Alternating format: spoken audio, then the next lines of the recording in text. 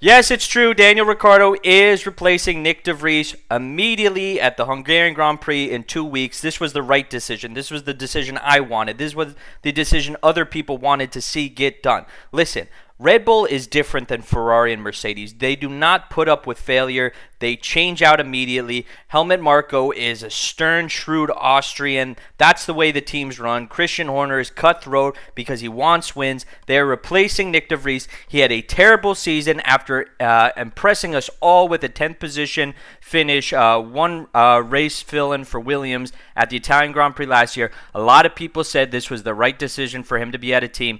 However, we found out reports that at first Christian Horner wanted Mick Schumacher at the team, and he was overruled by a couple people at Red Bull, most notably Helmut Marko.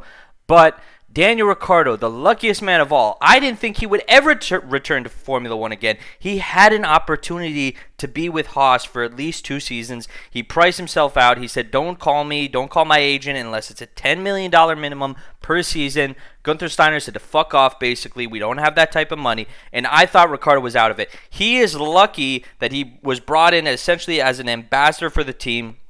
He's probably one of the most liked characters, even though he's not currently in Formula One. Drive to Survive and all of his just like good personality has really gotten him a good feeling with most fans. A lot of people admire him, appreciate him, think he's one of the few people that's not like an insurance salesman like all these Formula One drivers, just a bunch of accountants with no personality. Daniel Ricciardo has that. He also has huge history with Red Bull. Christian Horner said he didn't recognize him anymore, the results he was putting in, so he thought that if he had some sort of a sabbatical or time to think things over, he'd be able to come back and actually do something. Well, he will be given a chance because Nick de Vries pretty much lost to Yuki Tsunoda nonstop, not in just qualifying, but in racing. His best result ever this season, 12th in Monaco. But then again, it was Monaco, and there was rain and all these other situations.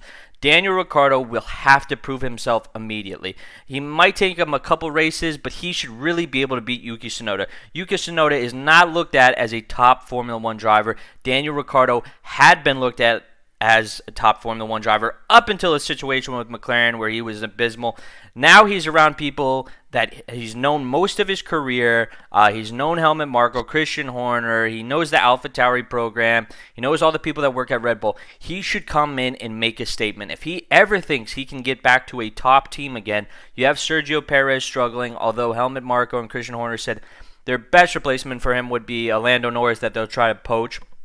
Or possibly even a Charles Leclerc. I know not a lot of people are saying that. If Charles Leclerc has no faith in Ferrari and he's got an open situation, Red Bull would be fools and they would absolutely go after him to be by Max Verstappen's side. And that would really create, a Senna Prost situation. It would be just 2 damn near elite drivers that you haven't seen since, I guess you could say Rosberg, Hamilton. I don't put Rosberg as like a totally elite driver, but it would be an incredible situation.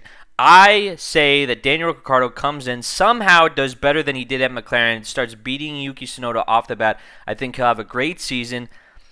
Yuki Tsunoda is in a situation where there's another Japanese driver in F2, and that's important for their relationship with Honda for AlphaTauri to have a Japanese driver. It's been historically a part of Formula One culture that if you have relationships with Honda, and I know they're making their own engines now, but trust me, if you don't believe that a bunch of Japanese engineers and workers will be with Red Bull constructing that program, you're a fool. So it's always important to have Yuki Tsunoda. However, you do have a really good Japanese driver in Formula 2 with the Iwasa, and then you had Liam Lawson, who a lot of people thought was going to be the replacement to Nick de Vries. A lot of people, when they were asked questions, they did not believe that Daniel Ricciardo would be put in based on what Christian Horner and Helmut Marko were saying. So it's actually awesome to see this. I want to see immediately what he does. I like how they're not waiting 3 more Grand Prix for this guy who can't qualify. He finished last of all the finishing cars the last race at the British Grand Prix. So Ricciardo, this is his last chance. This half of the season will determine the rest of his career in Formula One, because if he is getting beat by Yuki Tsunoda, there ain't any bottom-tier teams. There's no Alfa Romeo. There's no Haas looking for him after this. So this is actually a very pivotal moment in his career and his future in Formula One, and I can't wait to see it. We'll have to see. Does he have the edge? Does he have the focus? Or is he spent? We'll have to find out.